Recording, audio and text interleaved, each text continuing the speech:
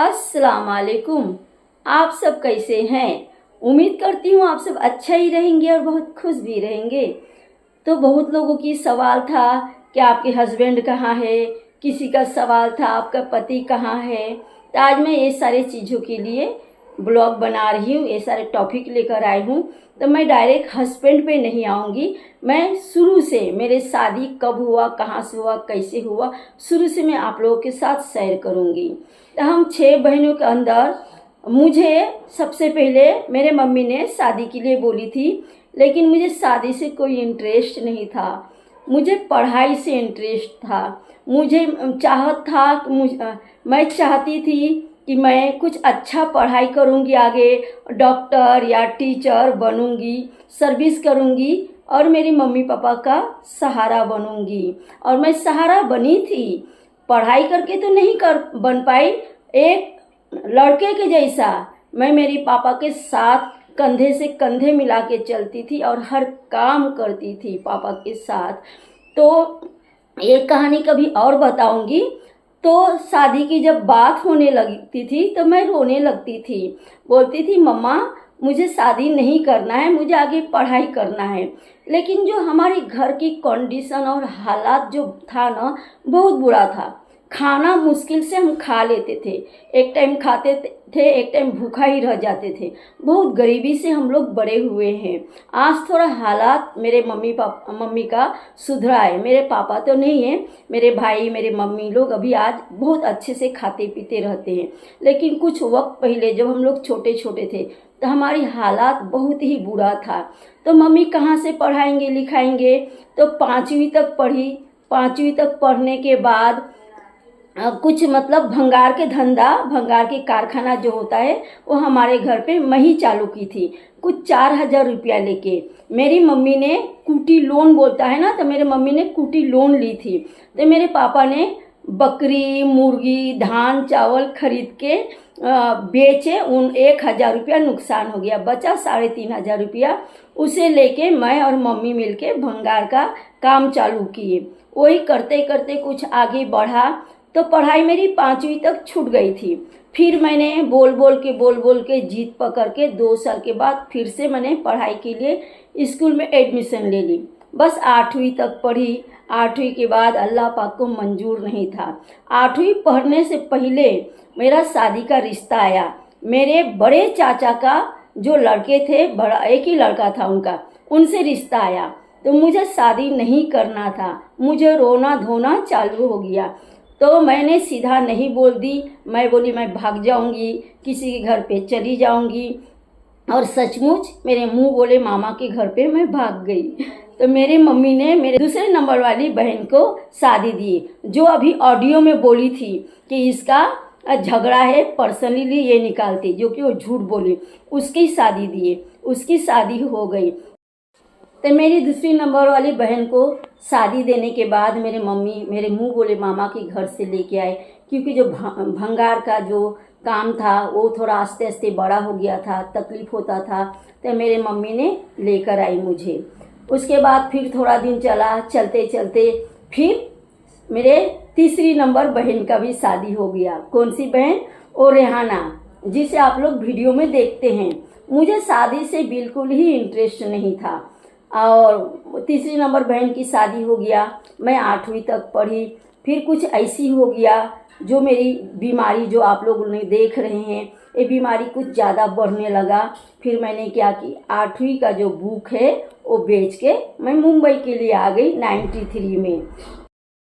तो दोस्तों आगे की कहानी तो आप लोगों को पता है कि मैं 93 में मुंबई आ गई। आने के बाद मेरे सारे घर वाले मेरे पास आ गए और हम लोग साथ साथ रहने लगे। मेरे पापा को मैंने कहीं काम पे लगा दी थी। मेरे पापा काम करते थे। अकेला इंसान से घर नहीं चलता था। मुंबई में खर्चा बहुत होता है, घर के किराया, बाकी का घर के खाना दवा पानी, इतने लोगों के कपड़े, सारे भाई बहन को। तो यहाँ पे हम लोग कितने लोग आए थे, मतलब 2 भाई यहीं पे आए थे। मैं थी, मेरी मम्मी थी और रेहाना थी और छोटी वाली बहन थी, मेरे पापा थे। तो इतने लोगों के खाना पीना कहाँ से आएगा दोस्तों। तब मैं भी जॉब करने लगी। तो छोटे मोटे इधर उधर जॉब करते करते फिर एक बार ऐसा हुआ कि मैं स्पोर्ट के जो कारखाना होता है वहाँ पर जॉब पे लग गए। तो वहाँ पर जो काज बटन वगैरह होता है वो बनाती थी, फिर कपड़े की जो वॉल्टर पीस होता है वो छटाई करती थी, और मशीन भी चलाना सीखती थी। इस तरह से काम करते करते मेरी मुलाकात हो गई मेरे हस्बैंड से। अभी शादी नहीं हुआ था, शादी के पहले की बात बोल रही। तो वो एक कटिंग मास्टर थे, कपड़ा कटिंग करते थे और सब लोग सिलाई करते थे, बहुत लोग काम करते थे। फिर मैं 5 से 6 महीना काम की। काम करने के बाद मतलब काम करते करते बातचीत होता था, और मुझे प्यार मोहब्बत शादी से कोई इंटरेस्ट नहीं था। तो जिससे मेरी शादी हुई उन्होंने मेरे से बातें करते थे, कुछ उल्टे सीधे बातें, मतलब ऐसे गंदी बात नहीं, ऐसी हरकतें। तो मुझे समझ में नहीं आता था, तो मैं गाली भी कभी दे देती थी, कभी झगड़ा भी कर लेती थी। फिर मैं परेशान हो गई उनके बातों से। फिर मैं आके मेरे मम्मी को बोली, मम्मी देखो ना, ऐसे ऐसे एक आदमी है, इस तरह से मुझे बहुत परेशान कर रहे, इसे उल्टे उल्टे बातें कर रहे हैं मम्मी। तो फिर मम्मी बोली ठीक है, तू उसको घर पे आने के लिए बोल। तो फिर मैंने बोली, मेरी मम्मी बुला रही है आपको, आपकी पिटाई होने वाली है, आप मुझे बहुत परेशान कर रहे हो। फिर वो घर पे आए। उनके घर पे आने के बाद मेरे मम्मी ने बोली, क्या बात है, मेरे बच्ची को क्यों इतना परेशान कर रही हो, क्यों इस तरह से बोल रहे हो, इरादा क्या है आपका।